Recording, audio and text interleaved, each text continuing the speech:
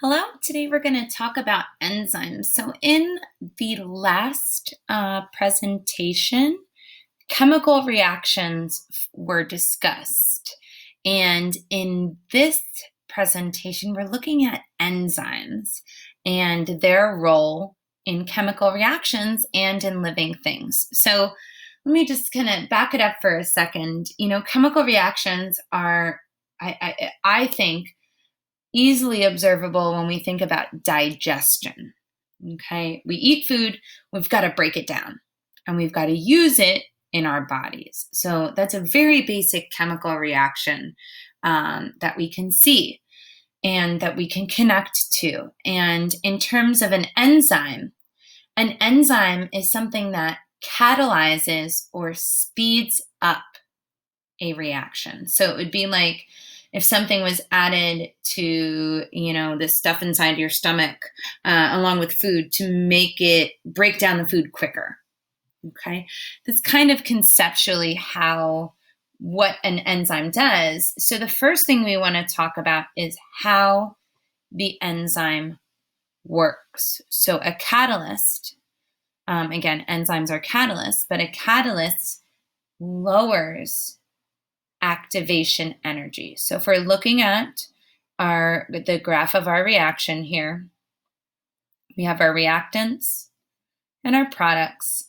And then in the orange is the course of our reaction. It's the progress of our reaction. That's a normal, uncatalyzed reaction. When a reaction is catalyzed, this here, the activation energy, look, it's lower. Okay, it's lower. It's higher activation energy, lower activation energy. Because the activation energy is lower, the reaction itself speeds up, goes faster, faster, faster, faster. Okay.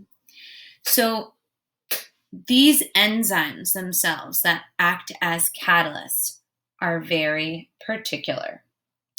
They only work in certain conditions. And if the conditions change, well, enzymes might not work. And most of the enzymes we're looking at fall under a class of biological macromolecules called proteins. And in living things, enzymes are needed for almost all processes. When there is a disruption or an imbalance in a living thing, in its cell, in its body, the enzyme can stop functioning. So for instance, if there is a change in temperature, too hot, too cold, or a change in pH, too acidic, too basic,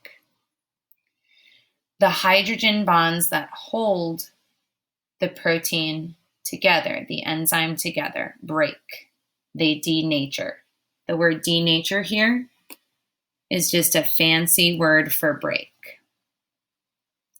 And if the enzyme loses its shape and it breaks apart, it can't function right. Okay? So if you've ever had like a really, really, really high fever, this can be very bad. Okay? If it's really, really, really high, you probably have to go to the hospital. Why? Because the enzymes in your body can stop working at extreme temperatures. And that's why it can be essentially life or death if you get a really high temperature. So when we talk about an enzyme's function depending on its structure, it's as if when an enzyme folds up and it binds to its reactants, it's like a puzzle. It has to fit together perfectly. And if there's, too much change in temperature or pH, that shape, that puzzle piece gets weird, it gets wonky, and it doesn't fit right into the reactant. So a fancy name for a reactant is a substrate. And as we can see here, our enzyme is in purple, and there are two pieces, two reactants that are going to bond with this substrate, with this enzyme. We call those reactants the substrates again. And they bind to the enzyme at the active site. So hypothetically, something could actually get in between the reactant and the enzyme and stop the enzyme from working as well.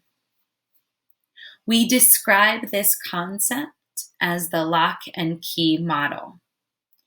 So our enzyme essentially functions by binding to a substrate. The bonds in the substrate are weakened. The product results quicker because of the enzyme binding to the substrate.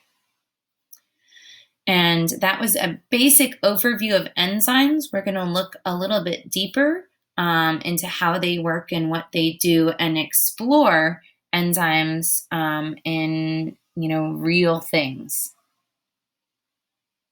Thanks again.